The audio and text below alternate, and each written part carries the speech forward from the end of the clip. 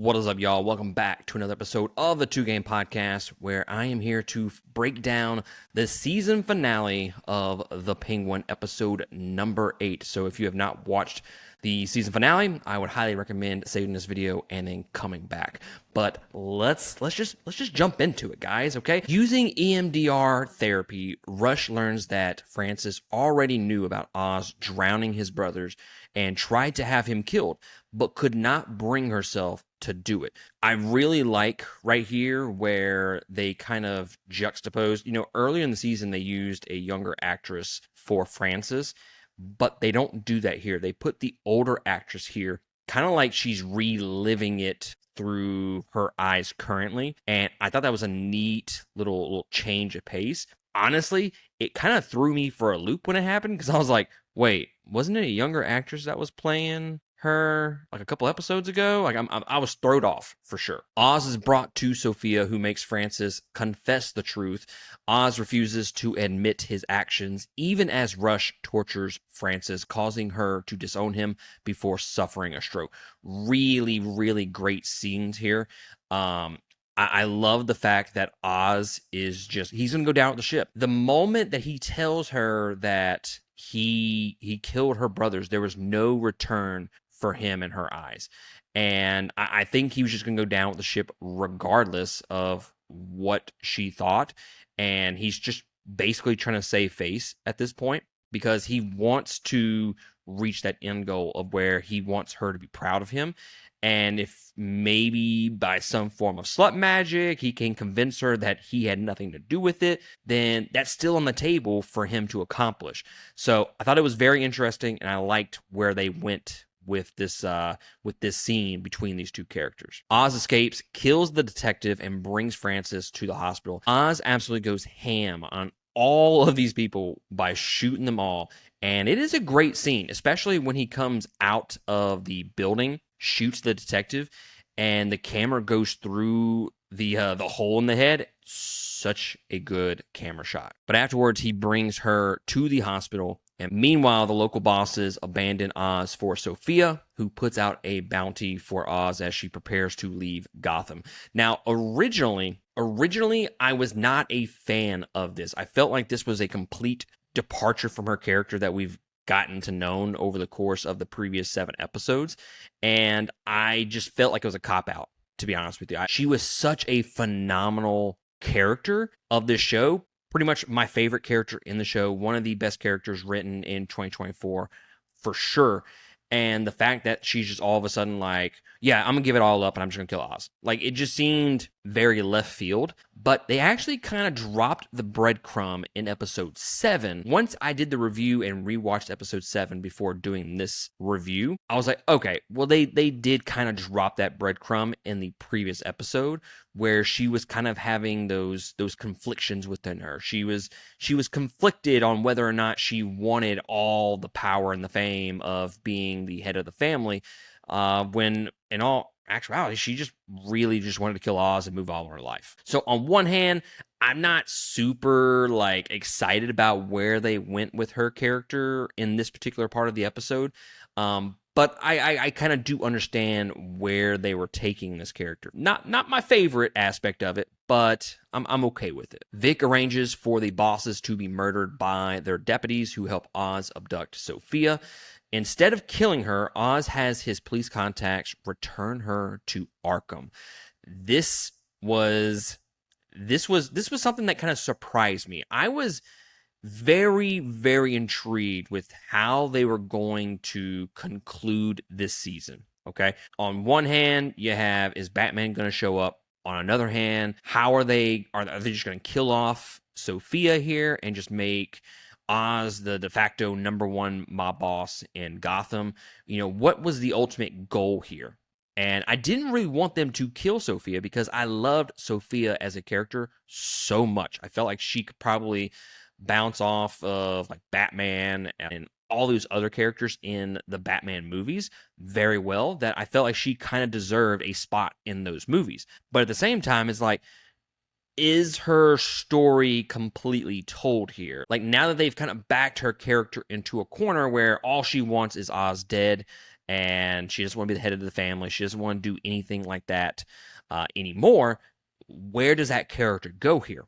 And I thought it was very interesting that they don't kill her off here. I thought they were going to. When he leads her out and she thinks she's about to get capped from behind, and then the police show up, the facial expressions on her from Kristen Milioti was just so damn good, because you saw it from where she was at peace with what had happened over the course of those first 7 episodes, that she was okay with dying at this point. Okay, she realizes she lost, and that she accepted her death and the punishment for everything that had happened. But then he gives her up to the police, who then put her back in Arkham. And the change from her facial expressions from when she thinks she's going to get killed to the moment she realizes she's about to go to jail and then back to Arkham, such damn good acting. You can just see that she's absolutely terrified, and she absolutely does not want to go back to Arkham. And I'm interested to see where they're going to take Sophia's character in the Batman Part 2. Does she come back? Do they have like a separate series? Maybe they do someone else other than the Penguin, a little limited series on another character. I don't know. Does she come back at some form or fashion?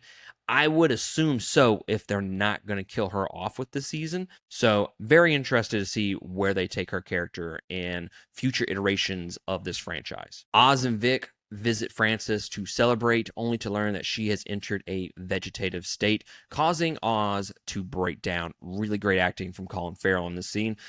Later that night, Vic tells Oz that he views him as a family, which Oz reciprocates. And then Oz murders Vic, saying that family makes people weak. Such a damn good scene.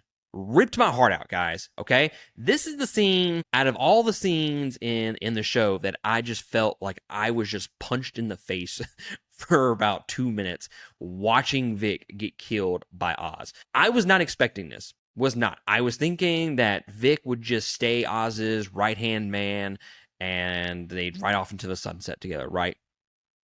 No, Oz has finally ascended the ladder to being numero uno in Gotham for the mob. And by killing off Vic, who I don't know of a person that has really just hated his character over these 8 episodes.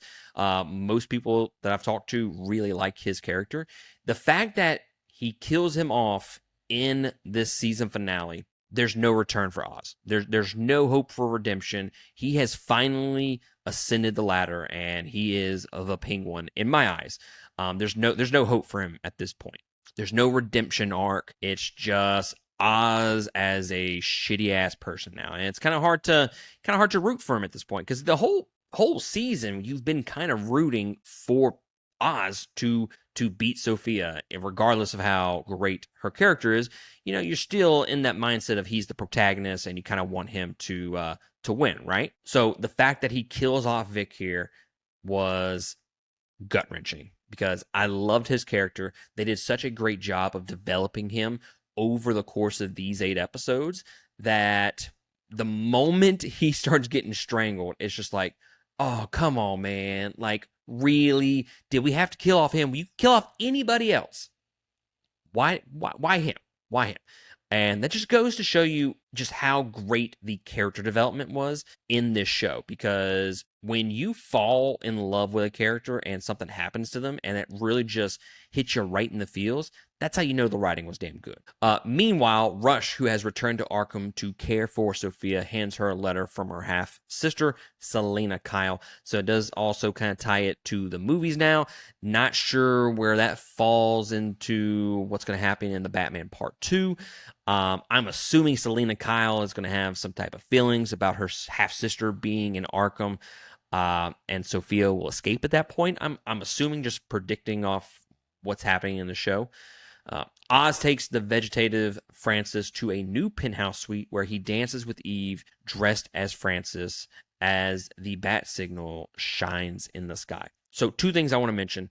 Oz has fully ascended at this point, which I just mentioned a second ago, and it's kind of... They're kind of using this huge-ass building, the penthouse suite, as kind of an analogy to show you that he has ascended to the top, right? What does Frances have left to contribute to not only Oz as a character, but this franchise?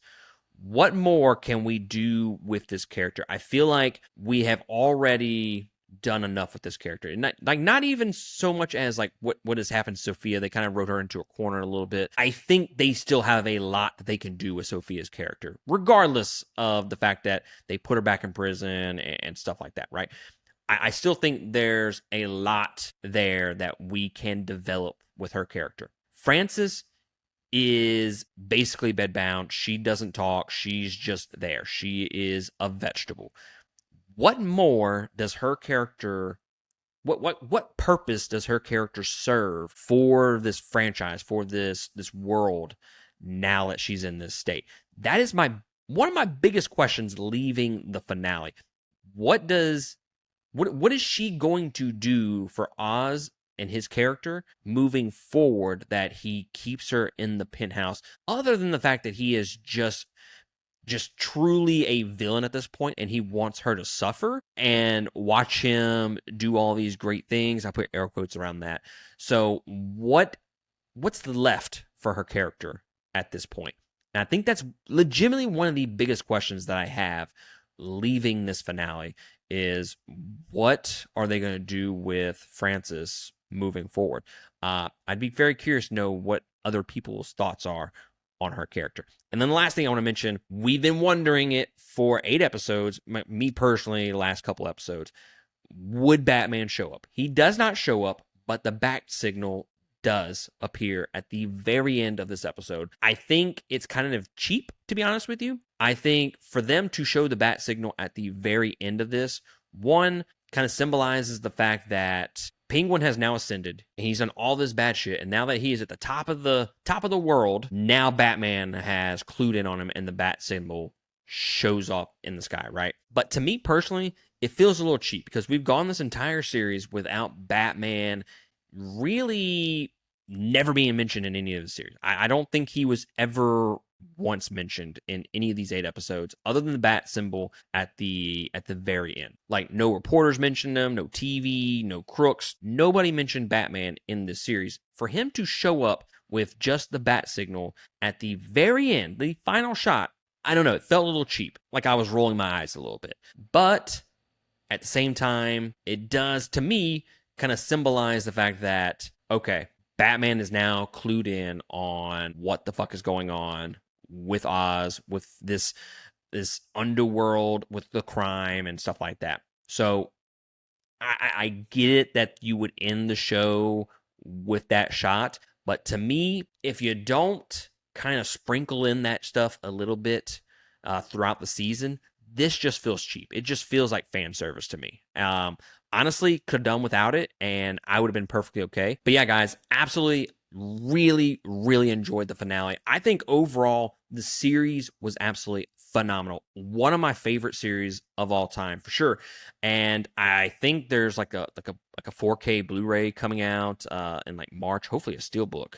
And I'm gonna buy it for sure. I really, really enjoyed this. I think this goes along perfectly, sandwiched in between the Batman Part 1 and the Batman Part 2, whatever that's gonna be in the next couple years. Very interested to see where these characters are taken in the sequel, and then whether or not they're gonna do a subsequent series, like maybe, I don't know, like a Mr. Freeze series or something along those lines. I think if they did another series, that would be interesting. I don't know if I'd be on board with it. This is kind of like catching lightning in a bottle to me.